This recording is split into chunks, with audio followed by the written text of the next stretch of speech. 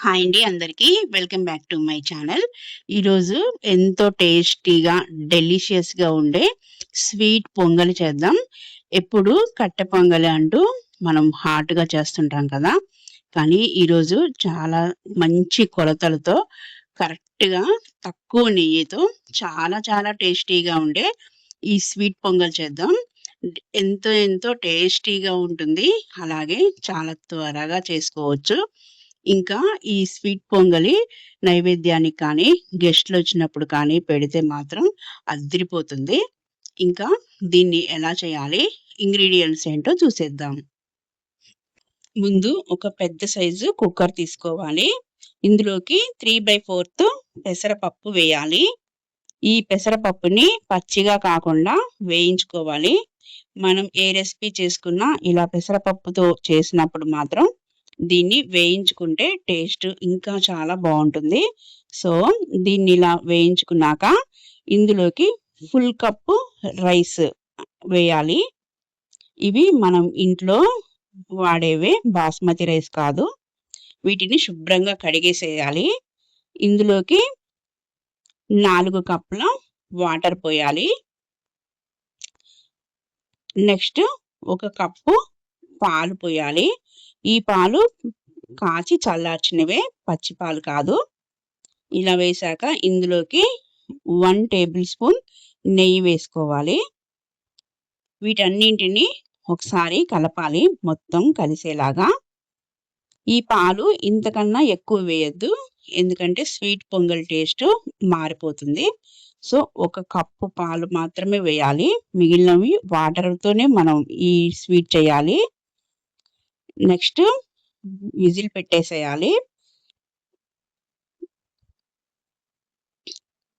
సిమ్‌లో పెట్టాక 5 విజిల్స్ వచ్చేంత వరకు ఉండాలి. ఇప్పుడు ఈ కుక్కర్‌ని పక్కకు పెట్టేసి ఇంకొక పాన్ తీసుకొని 1 కప్పు బెల్లం తీసుకోవాలి. అలాగే 3/4 కప్పు షుగర్ తీసుకోవాలి. ఈ మెజర్‌మెంట్స్ కరెక్ట్‌గా సరిపోతాయి. ఇప్పుడు 1 కప్పు వాటర్ పోసి ఈ షుగర్ సిరప్‌ని మొత్తం కరిగేలాగా కలపాలి.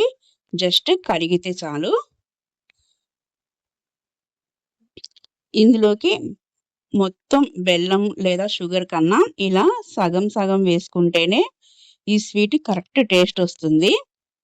సో, ఇలా ఫుల్లుగా కరిగాక వీటిని పక్కకు పెట్టేసేయాలి. ఇప్పుడు ఈ విజిల్ పోయిన తర్వాత ఇందులో ఉన్న రైస్ మనకి కరెక్ట్‌గా బాయిల్ అయిపోతుంది. దీన్ని మనకు నచ్చినట్టు మెదపాలి. అలాగే కాకుండా కొంచెం క్రీమీగా ఉండేలాగా మనం దీన్ని ఒక గరిటెతో మెదపాలి. అప్పుడే ఇది కరెక్ట్ టేస్ట్ వస్తుంది. ఇందులో మనం 1 కప్పు పాలు కూడా పోసాం కదా! ఇంకా టేస్టీగా ఉంటుంది ఈ స్వీట్. ఇప్పుడు ఈ షుగర్ సిరప్‌ని ఫిల్టర్ చేసుకోవాలి ఈ కుక్కర్‌లోకి. వీటన్నింటిని ఒకసారి కలుపుతూ ఉండాలి. అడుగు పడుతుంది. సో, సిమ్‌లో పెట్టుకొని కలుపుతూనే ఉండాలి. ఇదంతా దగ్గరయ్యేంత వరకు కలపాలి. 5-6 మినిట్స్‌లో ఇది చక్కగా బాయిల్ అయిపోతుంది. నెక్స్ట్ మొత్తం షుగర్ సిరప్ అంతా ఈ రైస్ తీసేసుకుంటుంది. సో, చాలా దగ్గరకయిపోతుంది.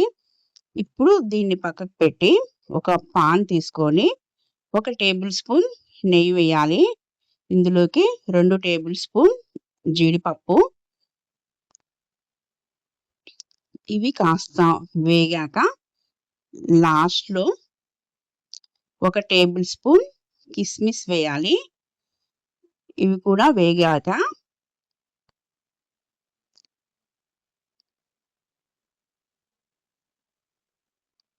ఇందులోకి కావాలంటే మనం గుమ్మడి గింజలు కూడా తీసుకోవచ్చు. ఈ రైస్‌లోకి వేసేయాలి. ఇక్కడ మనం 2 టేబుల్ స్పూన్ నెయ్యి వాడాము ఇప్పటి వరకు. ఈ స్వీట్‌కి నెయ్యి కొంచెం తక్కువే పడుతుంది. కానీ చాలా టేస్టీగా ఉంటుంది. ఫైనల్‌గా ఇంకొక టేబుల్ స్పూన్ నెయ్యి, ఫ్లేవర్ కోసం యాలకుల పౌడర్ వేయాలి. దీన్ని ఒకసారి కలపాలి. ఇదంతా సిమ్‌లోనే చేయాలి. అస్సలు హైలో పెట్టొద్దు. ఇలా చక్కగా కలుపుతుంటే మనకి మంచి ఫ్లేవర్ వస్తుంది. సో, ఇలా అంతా కలిపేశాక పక్కకు పెట్టేయాలి. లిడ్ పెట్టేసి ఒక 2 మినిట్స్ అలా వదిలేసేయాలి. అంతేనండి. మంచి స్వీట్ పొంగలి కరెక్ట్ కొలతలతో రెడీ అయిపోతుంది. చూసారు కదా! స్వీట్ పొంగలి చేయడం ఎంత ఈజీనో. ఇది మనకి 2, 3 డేస్ అయినా ఉంటుంది. ఇలాంటి యమ్మీ స్వీట్ పొంగలి మీకు నచ్చిందని అనుకుంటున్నాను. నా వీడియో మీకు నచ్చినట్లయితే please like, share and subscribe my channel. Thank you for watching.